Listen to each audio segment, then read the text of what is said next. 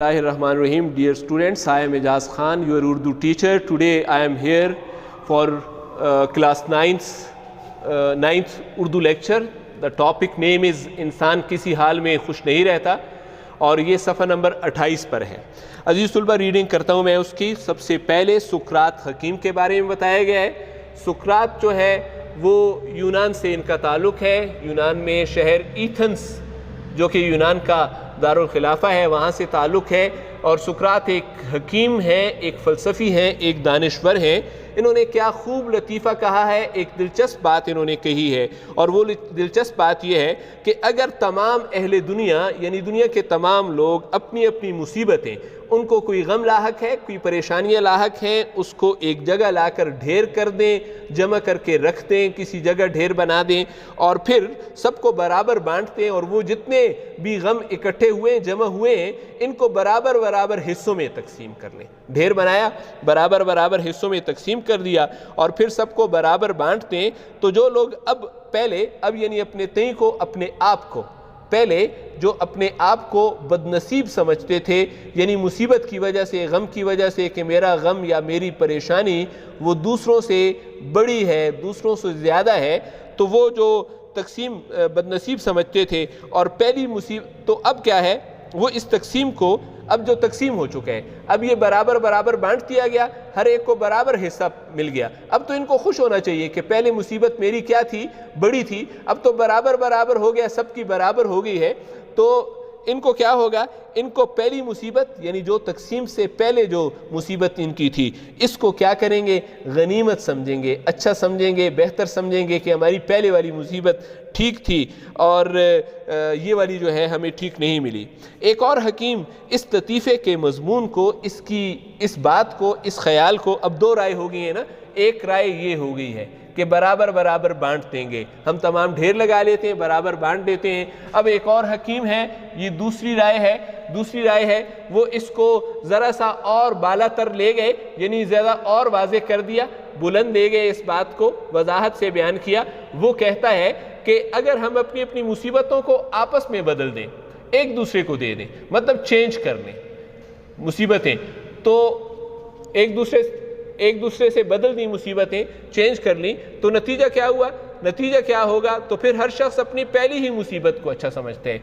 दोनों सूरतों में आप देखें यही है, हर एक इंसान मुसीबत ज़दा है. अगर वो बराबर बराबर बांटते मुसीबतें ढेर लगाकर, जैसे यहाँ पर किया गया, तो तब भी क्या होगा, तब भी ये होगा कि अपने आप को बदकिस्मत समझेंगे और पहली मुसीबत को अच्छा समझेंगे. यहाँ भी यही हुआ कि अब क्या किया, एक दूसरे के साथ एक्सचेंज कर लिया आपने, इसको कहेंगे एक्सचेंज, एक दूसरे के साथ तब्दील कर दिया, अब भी पहली मुसीबत को अच्छा कहेंगे. ये दो सूरतें थी. मैं यानी मोहम्मद हुसैन आज़ाद इन दोनों ख्यालों को, दोनों ख्याल कौन से थे, ढेर लगाकर फिर क्या कर दें, बराबर बांट दें, या दूसरा ख्याल है आपस ही में बदल दें, ये दोनों ख्यालों को क्या कर रहा था, वसअत दे रहा था, मज़ीद इस बारे में सोच रहा था और बेफिक्री के तकिए से बैठा था. यानी मेरा कोई काम भी नहीं था, तकिए से लगा बैठा था कि नींद आ गई. ख्वाब में देखता हूँ, नींद की हालत में मैंने एक ख्वाब देखा. ख्वाब क्या है, सुल्तान अफलाक यानी तमाम आसमानों का बादशाह, और वो अल्लाह ताला हैं, उनके दरबार से यानी अर्श इलाही से, अल्लाह ताला के दरबार से क्या हुआ, एक इश्तिहार जारी हुआ, एक सरकारी हुक्मनामा जारी हुआ. खुलासा जिसको अगर मुख्तसर करें, उसकी अहम बातें निकालें, तो खुलासा उसका ये था कि तमाम अहले आलम के जितने दुनिया के जितने भी लोग हैं, वो अपने अपने रंजो अलम लाएं, दुख और तकालीफ लाएं, मसाइब और तकालीफ, अपनी मुसीबतें, अपने गम, अपनी परेशानियां या अपनी कोई बीमारियां हैं, ये सारी लेकर आएँ.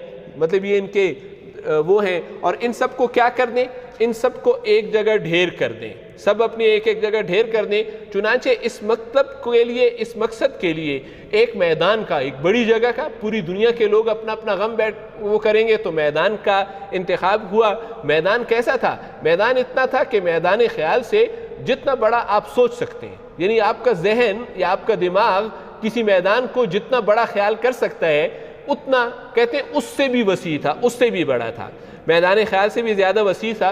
तजवीज़ हुआ, मुंतखब किया गया और मुंतखब किया गया, चुना गया, एक इंतखाब किया गया उसका, और لوگ آنا شروع ہو گئے، لوگ اپنے اپنے غم لانے کے لیے آ گئے.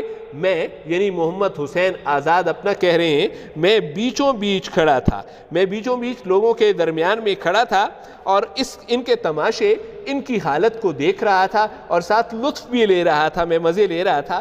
دیکھتا ہوں کہ ایک کے بعد ایک آتا ہے، بہت لوگ آئے، بڑی رش لگ گئی، ایک کے بعد ایک آتا ہے، ایک آتا ہے اور پھر دوسرا آتا ہے، پھر تیسرا آتا ہے. کیا کرتے ہیں؟ اپنا بوجھ سر سے پھینکتا ہے، اپنا اپنا غم وہ یہاں پر پھینک دیتا ہے. لیکن جو بوجھ گرتا ہے مقدار میں اور بھی بڑا ہوتا جاتا ہے، وہ ان کے سر پر ہوتا ہے، جب وہ پھینک دیتے ہیں تو مقدار میں اور بھی بڑا ہو جاتا ہے. اس کا فلسفہ کیا ہے کہ ہر ایک کو اپنا اپنا غم بڑا لگتا ہے، دوسرے سے اپنی بیماری یا اپنا مرض ان کو برا لگتا ہے، مقدار میں اور بڑا ہو جاتا ہے.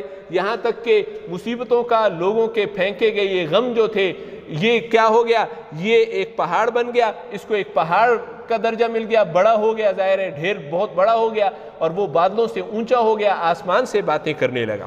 نیکسٹ پیراگراف میں ہے، ایک شخص آیا، سوکھا سا ہے، کمزور سا ہے، سہما ہوا ہے، ڈرا ہوا ہے، دبلا پہ، یعنی اتنا دبلا ہے، اتنا پتلا ہے کہ فقط ہوا کی حالت ہو رہی ہے، جیسے ہوا باریک ہوتی ہے، دکھائی بھی نہیں دیتی، صرف محسوس ہوتی ہے، یعنی اتنا پتلا ہے جیسے ہوا کی حالت ہے.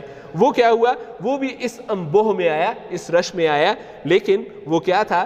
وہ چالاک تھا، مطلب مکار تھا، ذہین تھا اور پھرتی تھی اس میں، بڑی تیزی سے آتا تھا. اس کے ہاتھ میں کیا ہے؟ اس کے ہاتھ میں ایک آئینہ ہے، یعنی لوگوں کو دکھاتے ہیں تاکہ وہ اس میں اپنا عکس دیکھ لیں، اور جس میں دیکھنے سے شکل نہایت بڑی معلوم ہونے لگتی ہے، یعنی اصل سے بڑی معلوم ہوتی ہے. اب یہ کیا کرتا ہے؟ اوریجنل سے بڑا کر کے دکھاتا ہے، اصل سے بڑا کر کے دکھاتا ہے. یہ کیا کرے گا؟ یہ غم کو بھی لوگوں کے کیا کرے گا؟ اصل سے بڑا کر کے دکھا دے گا. اب ظاہر ہے یہ کون ہے پھر؟ یہ وہم ہے، یہ وہم میں مبتلا کرتا ہے، ہر ایک کو اپنا غم بڑا کر کے دکھاتا ہے. مزید کیا بتایا اس نے؟ کیا کی ہوئی ہے؟ اس نے ایک ڈھیلی ڈھالی، کھلی اور بڑی پوشاک پہنی ہوئی ہے، لباس پہنا ہوا ہے، قمیص پہنی ہوئی ہے.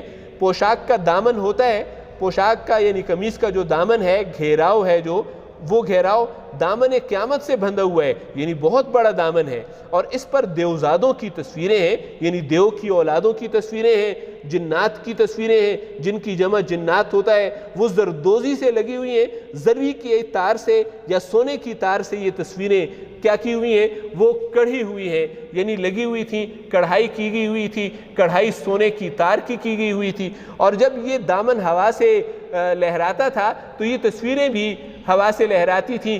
دامن کا ہوا سے جھولنا، جب ہوا چلتی ہے تو ایسے جھولتا ہے، تو پھر ہزاروں تصویریں نظر آتی تھیں، بے شمار تصویریں نظر آتی تھیں، اور یہ عجیب و غریب صورتیں اس کے دامن پر نظر آتی تھیں. بڑی ڈراؤنی شکلیں ہوتی تھیں، وحشیانہ قسم کی شکلیں نظر آتی تھیں، ڈرانے والی نظریں ہوتی تھیں. اور مزید آگے بتایا گیا کہ اس کی آنکھ وحشیانہ تھی، وہم کی آنکھ وحشیانہ تھی، ڈرانے والی آنکھ تھی اس کی، اور اس کی نگاہ یعنی اس کی نظریں، اس میں افسردگی تھی، نگاہوں میں افسردگی ہے، پریشانی ہے، اور نام اس کا وہم تھا. اب آپ دیکھ سکتے ہیں کہ وہم کی تصویر کشی محمد حسین آزاد نے کس طرح کر دی ہے. یعنی ایک خیالی چیز کو جسم بنا دیا ہے، اس کو لباس بھی پہنا دیا، اس کو ایک لمبی قمیص پہنا دی، اور اس کی شکل و صورت بھی بتائی، اور اس کا طریقہ بھی بتایا کہ چھوٹی چیز کو بڑا کر کے پیش کرتا ہے. مزید آگے چلتے ہیں. مزید ہر شخص کا بوجھ بنواتا. اب ظاہر ہے وہم ہر شخص کے پاس جائے گا، اس کی مصیبتیں باندھ کر دیتا ہے، لدواتا ہے، کاندھے پر اٹھانے میں مدد دیتا ہے، اور پھر مقام مقررہ، وہ میدان جس کا مقرر کیا گیا ہے، وہاں پر لے جانے میں مدد کرتا ہے. میں نے یعنی محمد حسین آزاد نے اپنے ہم جنسوں، میرے جنس کے اور میری صورت کے لوگ یعنی انسان، تمام انسان ہم جنس ہیں، سب کی صورتیں ایک جیسی ہیں، سب کے قد کاٹ ایک جیسے ہوتے ہیں.